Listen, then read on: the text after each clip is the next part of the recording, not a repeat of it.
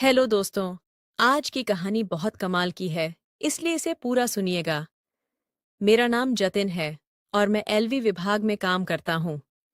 मेरी एक खूबसूरत पत्नी और 1 साल का प्यारा सा बेटा है। हमारी शादी को 3 साल हो चुके हैं। हम दोनों ने लव मैरिज की थी, इसीलिए शादी से पहले ही मेरी पत्नी के घर पर मेरा आना जाना लगा रहता था। मेरी पत्नी का परिवार छोटा था और हमारे घर से बस 2 या 3 किलोमीटर ही है। उनके घर में उनके माता पिता और एक छोटी बहन थी। उसकी छोटी बहन से तो मैं शादी से पहले ही काफी घुल मिल गया था। मेरे ससुर जी रिटायर्ड टीचर थे और सासू माँ हाउसवाइफ थी और मेरी साली साहिबा बीए कर रही थी। ससुर जी के रिटायरमेंट के बाद जो पैसा मिला उसे उन्होंने समझदारी से निवेश किया, जिससे घर की स्थिति काफी अच्छी हो गई थी। अब वह अपने एक दोस्त के 8 साझेदारी में बिजनेस करते हैं, इसलिए दिन भर व्यस्त रहते हैं। मैं भी एक अच्छी पोस्ट पर रेलवे विभाग में नौकरी करता हूँ और मेरी पत्नी भी एसबी बैंक में मैनेजर के पद पर नौकरी करती है। हमारे बेटे की देखभाल की जिम्मेदारी मेरी सासू माँ ने खुद ही उठा ली, क्योंकि हम दोनों ही नौकरी करते हैं, तो हमारे बच्चे को संभालना थोड़ा मुश्किल हो जाता है। सासू माँ इस काम को खुशी खुशी करती हैं, क्योंकि यह उनके लिए एकमात्र मनोरंजन भी है और उनको बच्चे बेहद पसंद भी हैं। सच कहूं तो मेरी सासू माँ ने खुद को बहुत अच्छे से मेंटेन किया हुआ है। उन्हें देखकर कोई नहीं कह सकता कि उनकी 2 बेटियां हैं और उनकी उम्र 40 साल है। उनका शरीर पहले से ही एक मलयालम अभिनेत्री जैसा है, इसलिए उनकी डिलीवरी के बाद भी उनके शरीर पर ज्यादा असर नहीं पड़ा। उनकी लंबाई करीब 5 फीट 5 इंच है। घुटनों तक लंबे काले घने बाल, हल्की भूरे रंग की आंखें और उनका शरीर एकदम संतुलित है। उम्र के हिसाब से थोड़ा सा पेट निकला हुआ है, लेकिन नीला इन चेहरे पर एक भी झुर्री नहीं आई। साफ सुथरी गोरी त्वचा और एक आकर्षक महिला हैं।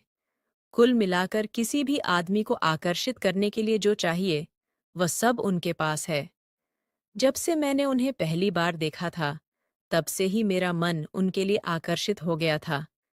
लेकिन समाज के नियम, संस्कार और रिश्ते नाते सोचकर मैं अपने मन को समझा लेता था। शादी के बाद जब मेरा बेटा पैदा हुआ और पत्नी को 4 महीने बाद नौकरी ज्वाइन करनी पड़ी, तब से सासू माँ ने बेटे की देखभाल अपने हाथों में ले ली थी। इसी वजह से मुझे रोज बेटे को छोड़ने और लेने के लिए ससुराल जाना पड़ता था। उनसे रोज मिलने और बातचीत करने के बाद मेरे अंदर दबे हुए विचार फिर से उभरने लगे थे। तब मैंने ठान लिया कि एक दिन उनसे अपने मन की बात जरूर कहूंगा। कई दिनों तक तो मैंने कोशिश की, लेकिन हिम्मत नहीं जुटा पाया। कुछ दिन गुजरे और इसी बीच ससुर जी के किसी दोस्त की मैरिज पर जाना था।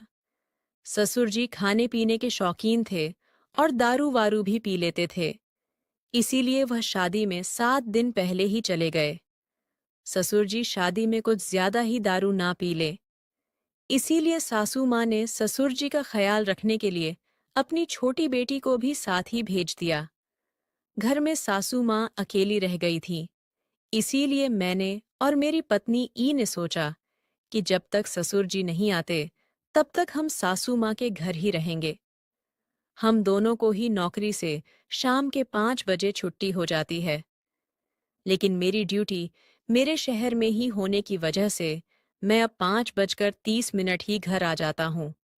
लेकिन मेरी पत्नी की ड्यूटी शहर के दूसरे ब्लॉक में है, इसीलिए वह वहां से 5:15 बजे बस से शहर आ जाती है और मैं इनको बाइक से घर ले आता ही हूँ। आज हम घर में सिर्फ मैं और मेरा बेटा और मेरी सासू माँ रह गए थे। जब भी मैं अपने ससुराल से अपने बेटे को लेने जाता था, तो मैं वहां से चाय जरूर पीता था और चाय मेरी साली साहिबा बनाती थी। आज शाम जब मैं ससुराल गया, तो मेरा मन चाय पीने के लिए ओ किया, लेकिन मेरी साली साहिबा तो ससुर जी के साथ शादी में गई थी, इसीलिए आज चाय सासू माँ बनाने वाली थी। वह किचन में चाय बनाने के लिए गए। चाय बनाने के दौरान अचानक किचन में से जोर से गिरने की आवाज आई। जब जाकर देखा तो सासू माँ जमीन पर गिरी हुई थी। जब वह ऊपर से चीनी का डिब्बा उतारने की कोशिश कर रही थी, तभी पैर फिसल गया और वह गिर गई। उनके पैर में चोट आ गई थी, जिससे चलने में दिक्कत हो रही थी।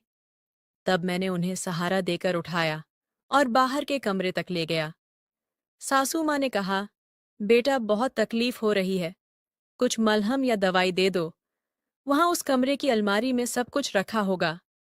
मैं तुरंत अंदर गया और मलहम उठाकर ले आया। मैं तुरंत अंदर गया और मलहम उठाकर ले आया और अपनी सासू माँ के हाथों में दे दिया। उन्होंने मलहम अब तक हाथ में लिया और लगाने लगी। कुछ पल सोचने के बाद मैंने कहा, अगर आपको कोई परेशानी ना हो तो मैं लगा देता हूं। वह हल्का सा मुस्कुराई और बोली, बेटा, अगर तुम चाहो तो लगा दो। मैंने मन में सोचा कि इसी बहाने आज पैर छूने का मौका मिलेगा। बाकी बातें बाद में देख लेंगे।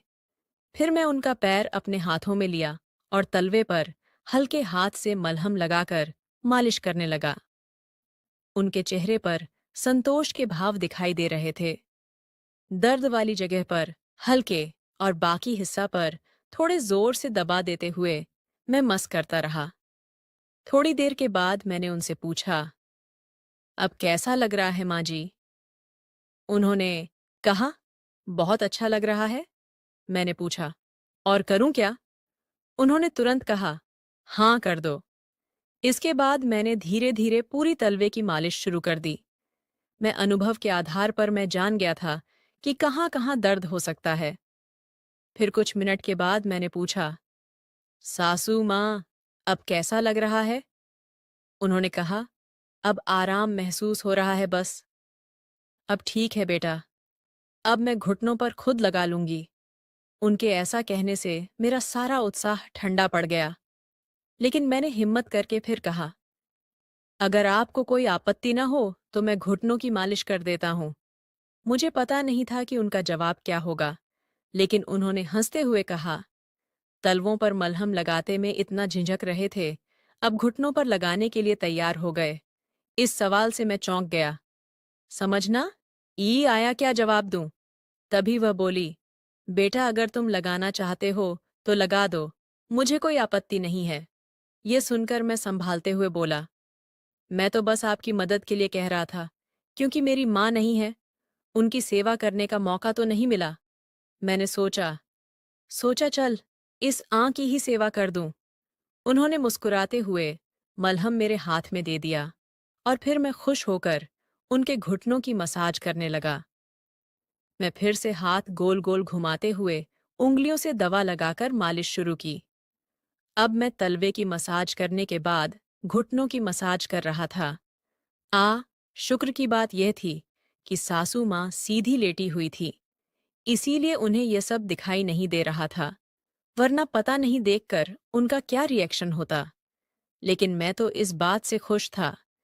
आपकी इतने सालों में जो भी बातें मेरे मन के अंदर दबी हुई थीं, शायद वह आज पूरी हो सकती है।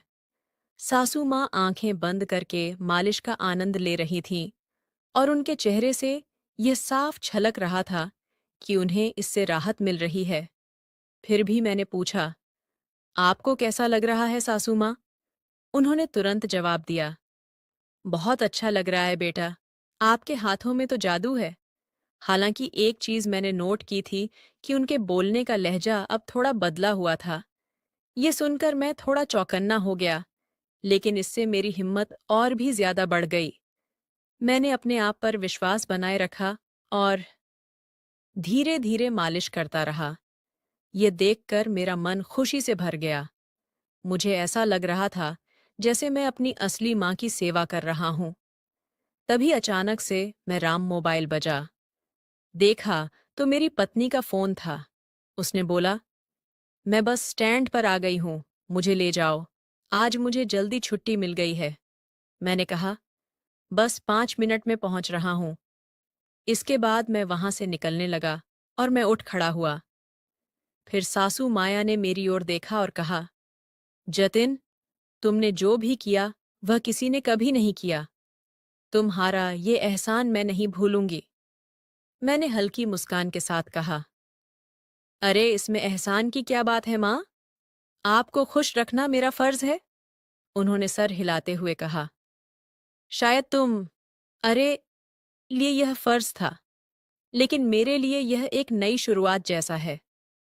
मैं उनका बातों को समझने की कोशिश की, लेकिन ज्यादा कुछ कहे बिना ही मैं ही घर से बाहर चला गया। तब उनके चेहरे पर एक संतोष और अपनापन साफ झलक रहा था। रास्ते में मन में बस यही ख्याल था कि कभी-कभी रिश्ते अपने असली मायने तब समझ में आते हैं जब हम दिल से किसी की मदद करते हैं। शायद आज का दिन हमारे रिश्ते की एक नई शुरुआत थी।